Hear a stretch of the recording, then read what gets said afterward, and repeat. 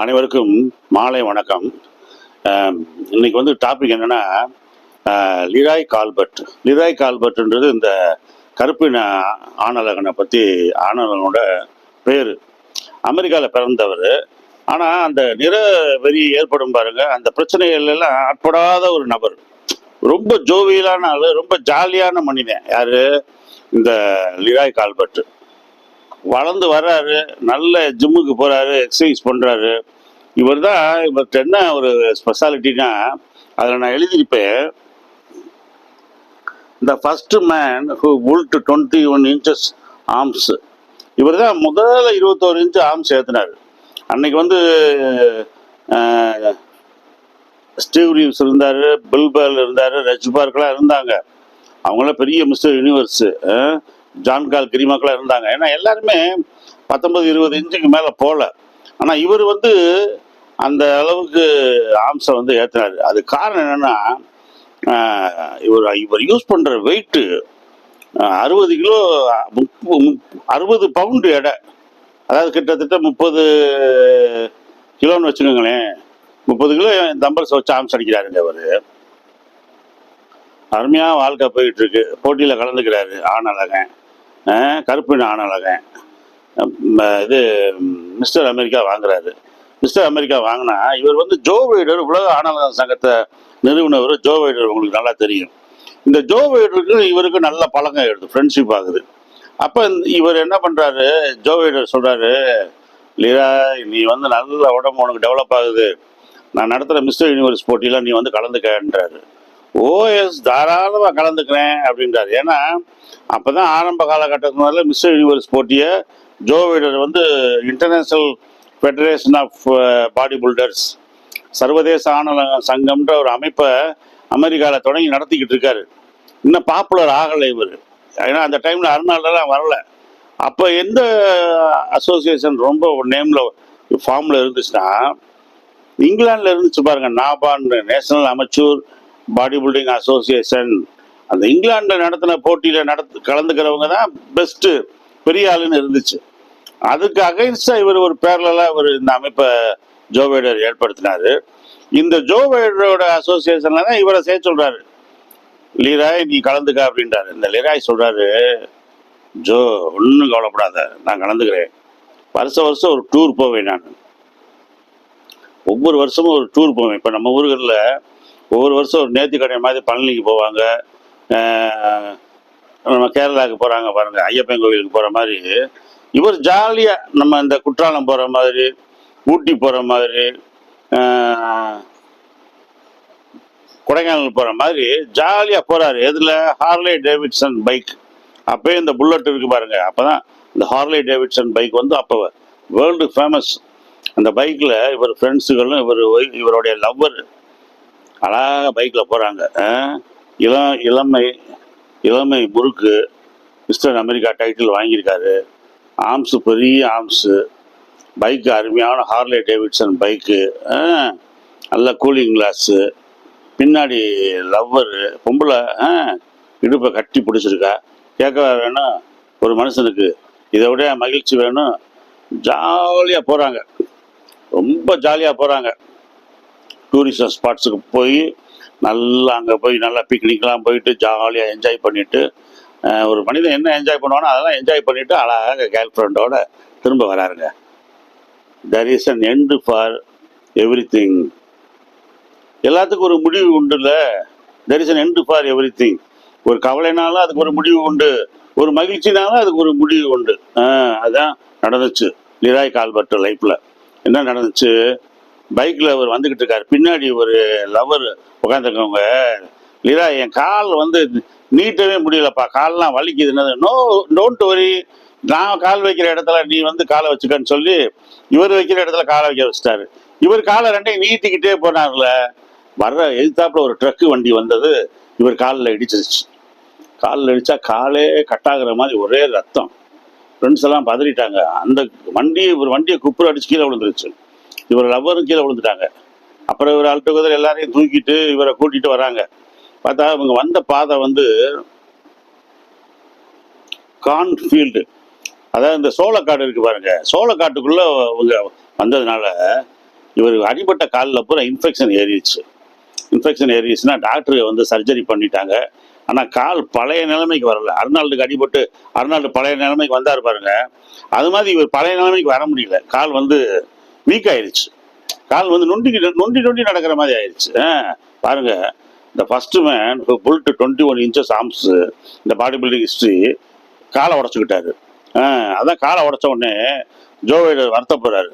அதான் போக வேணாம்னு சொன்னேன்டா, நீ போய் இந்த மாதிரி ரொம்ப வளர்த்துட்டு ஒரு டைட்டில் வாங்கியிருக்கலாமே, வேர்ல்டு லெவலில் ஒரு ரெக்கார்ட் பிரேக் பண்ணியிருக்கலாமே அப்படின்னா இவர் ஹாஸ்பிட்டலில் படுத்திருக்காரு.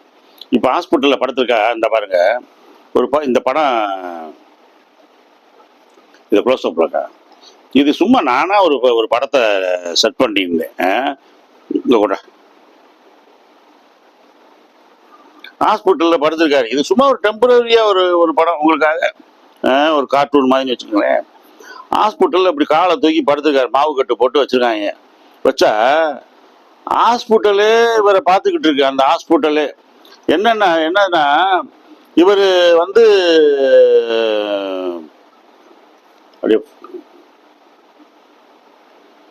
இவர் வந்து 30 கிலோ தம்பல்ஸ் எடுத்து கட்டிலில் படுத்து மாவு கட்டு போட்டிருக்காங்க. 2 பக்கமும் ஆம்ஸ் அடிச்சுக்கிட்டு இருக்காரு கட்டிலில் படுத்துக்கிட்டு. எல்லா ஹாஸ்பிட்டலில் உள்ள பேஷண்ட்டுங்க மற்ற ஆளுங்க எல்லாமே பார்த்துக்கிட்டு இருக்காங்க.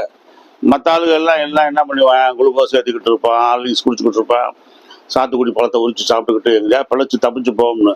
இவர் பார்த்தா ஹாஸ்பிட்டல்லையும் ஹாயா தம்பல்ஸ் எடுத்து ஆம்ஸ் எடுத்துக்கிட்டு இருக்காரு. டாக்டர் வராரு. வந்தா எல்லாரும் என்ன அவனையும் அந்த ஆளே பார்க்குறாங்க, அந்த பேஷண்ட்டுன்னு பார்த்தா இவர் லிராய் கால் பட்டு, நீங்கள் நம்பவே மாட்டீங்க, நான் சொன்னேன் பாருங்க, 30 கிலோ தம்பல்ஸ் எடுத்து ஆம்ஸ் அடிச்சுக்கிட்டு இருக்காரு. டாக்டர் சொல்கிறாரு, இது என்ன ஹாஸ்பிட்டலா இல்லை உன் ஜிம்மா அப்படின்றாரு.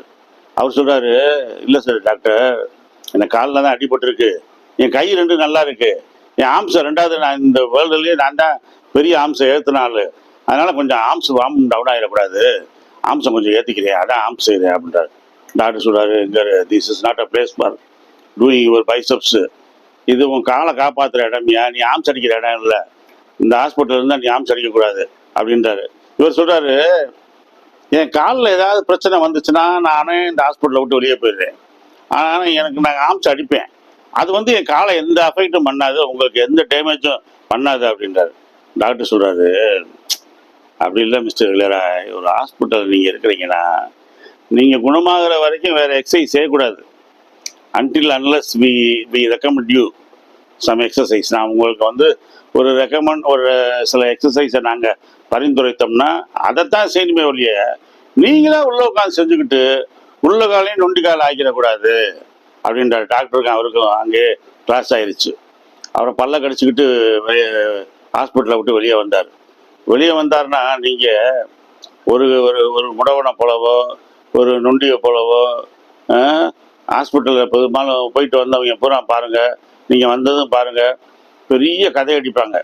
நான் பைக்கில் போனேன்னா அடிபட்டுச்சா, என்னை கொண்டு போய் ஹாஸ்பிட்டலில் போட்டாங்களா, எனக்கு கால் அடிபட்டுருச்சா, சர்ஜரி பண்ணாங்களா, மாவு கட்டு போட்டாங்களான்னு ஒரு 10 பேரை கூப்பிட்டு வச்சு அறுத்துக்கிட்டே இருப்பேன். வர்றவங்கள்ட்ட பூரா சொல்லி புலம்புவேன்.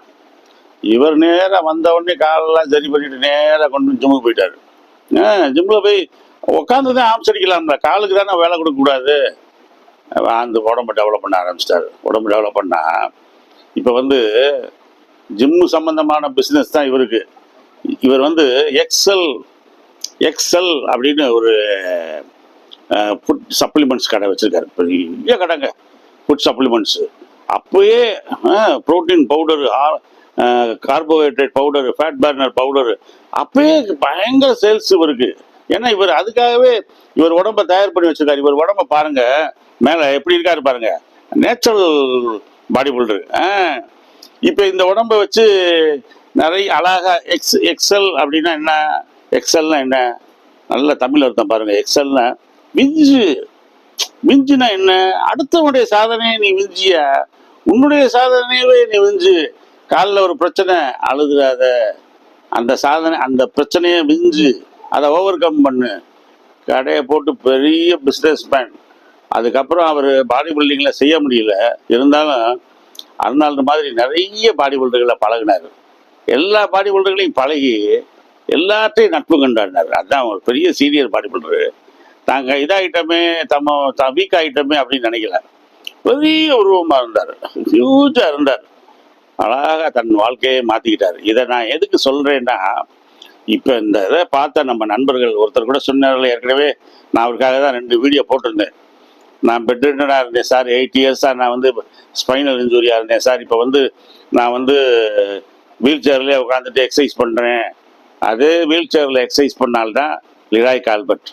என்ன ஃப்ரெண்ட், நல்லா ஞாபகம் வச்சுக்கோங்க, வீல் சேரில் உட்காந்து எக்ஸசைஸ் பண்ணவர் தான் லிராய் கால்பர்ட். மிகச்சிறந்த ஒரு ஆணழகன். 1934 பிறந்தவர். ஜோ வைடர் இவருடைய செட்டு. இவர் ரொம்ப 2016 என்னமோ தான் இறந்தார். ரொம்ப லேட்டாக, அருமையான வாழ்க்கை, நல்ல திருமணம், நல்ல பேரன் பேத்திக, பிஸ்னஸ்ஸு, செல்வாக்காக வாழ்ந்து இறந்தார். அதுதான் நான் சொல்கிறேன், உங்கள் கவலைகளை ஒரு கப்பல் சொன்னேன் பாருங்க, அது மாதிரி உங்கள் தலைக்கு மேல் பறவைகள் பறப்பதை உங்களால் தடுக்க முடியாது. உங்கள் தலைக்கு மேல் பறவைகள் பறப்பதை உங்களால் தடுக்க முடியாது. ஆனால் அந்த பறவைகள் உங்கள் தலையில் கூடு கட்டுவதை தடுக்க முடியும். என்ன சொல்றாங்கன்னா, பிரச்சனை வர்றது யாருக்குமே வருமையா, யாருக்குமே காலில். எனக்குலாம் 2 தடவை அடிபட்டேன். 2010 அடிபட்டேன், 15 அடிபட்டேன், 20 அடிபட்டேன். காலிலே அடிபடும், பட்ட காலிலே போடும், கெட்டக்கூடிய குடும்பங்கள்ல அந்த மாதிரி எனக்கெல்லாம் காலிலே அடிபட்டுச்சு. மாவு கட்டு போட்டுலாம் படுத்திருந்தேன் நான். என்னன்னா, பயந்துடாத, மலைச்சிடாத, தொடர்ந்து செய்ய, ஆக்டிவா இருங்க, மனசு தளர்ந்துடாதீங்க.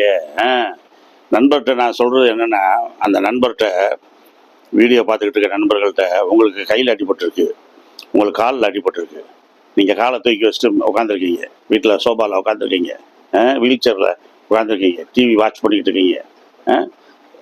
உங்களுக்கு எப்போல்லாம் ஃப்ரீ டைம் கிடைக்குதோ உங்கள் மைண்டை கான்சென்ட்ரேட் பண்ணி உங்கள் மசில், உங்கள் காலோட பேசுங்க. எந்த மசில் உங்களுக்கு வீக்காக இருக்கோ, கை அடிபட்டுருக்கா, கால் அடிபட்டுருக்கா, அப்போ அந்த காலோட பேசுங்க. நானா கொடைக்கானலில் 2 இயர்ஸ் எம்ஏ முடிச்சுட்டு 88 2 மந்த்ஸ் இருந்தேன். 3 மந்த்ஸ் இருந்தேன். ஒரு ஆதிவாசிகளை பற்றி நானும் என்னுடைய நண்பர் பாலகிருஷ்ணன் இப்போ வந்து திருச்சியில் தன்னார்வ தொண்டு நிறுவனம் நடத்துகிறாப்புல, எம்ஏ சோசியல் இருக்கு, என் கூட முடித்தவர் பாலகிருஷ்ணன். அவர் மகளுக்கு கூட இப்போ கல்யாணம் நடந்துச்சு திருச்சியில். நானும் என் நண்பர் பாலகிருஷ்ணன் ஒரு 40 பழியர் புலையர் ஆதிவாசிகளை பற்றி படிக்க போயிருந்தோம். ஒவ்வொரு அவங்க வாழ்கிற ஒவ்வொரு கிராமமாக போய் படிக்க போயிருந்தோம். எப்படி இருக்கும் பாருங்க, ஒவ்வொருத்தங்க ரோட்டில் இருந்து 4 கிலோமீட்டர் இருப்பாங்க, சில பேர் 6 கிலோமீட்டர் இருப்பாங்க, சில பேர் 12 கிலோமீட்டர் இருப்பாங்க. ரொம்ப தூரம் உள்ளெல்லாம் போய் நடந்து, மலைகள் நடந்து, பாறைகள் நடந்து, அட்டைப்பூச்சிகளுக்கு மழை பெஞ்ச உடனே அட்டைப்பூச்சிகள் கடி, அதுக்கு மத்தியிலலாம் நாங்கள் அந்த மாதிரி நடந்தோம். அப்போ எனக்கு காலில் அடிபட்டப்ப நான் அதை தான் சொல்லுவேன், நான் காடு மாடெல்லாம் நடந்தேன், அப்போ எல்லாம் என் கூட இருந்த என் காலை, இப்பயும் உனக்கு நல்ல உணவு கொடுக்குறேன், நல்ல மெடிசின்ஸ் கொடுக்குறேன், நல்ல விட்டமின் டேப்லெட்ஸ் கொடுக்குறேன், நல்ல சத்தான இன்ஜெக்ஷன்ஸ் கொடுக்குறேன், என் கூட கோஆப்ரேட் பண்ணு. மறுபடியும் நான் நடக்கணும், மறுபடியும் நான் ஓடணும், நான் படுத்தவனை ஆயிடக்கூடாது, நான் ஒரு நொண்டி ஆயிடக்கூடாது, நான் ஒரு முடமானவனை ஆயிடக்கூடாது. சமூகத்துக்கு ஏதாவது ஒரு வகையில் ஒரு நன்மை செய்கிறவனா இருக்க வேண்டியமே தவிர, நான் ஒரு தோல்வியாளனா, நான் ஒரு அலுவலி பயலா, ஒரு சோம்பேறியா என் வாழ்க்கையை அழிச்சிடக்கூடாது அப்படின்னு நீங்கள் ஒவ்வொரு நேரமும் உங்கள் கால்களோட, உங்கள் கைகளோட நீங்கள் பேசணும், போராடணும். அதிலிருந்து நீங்கள் வெற்றி பெறுவீர்கள். நீங்கள் வெற்றி பெற என்னுடைய வாழ்த்துக்கள். ஒரு நிமிஷம் இதை க்ளோஸ் பண்ணிடு.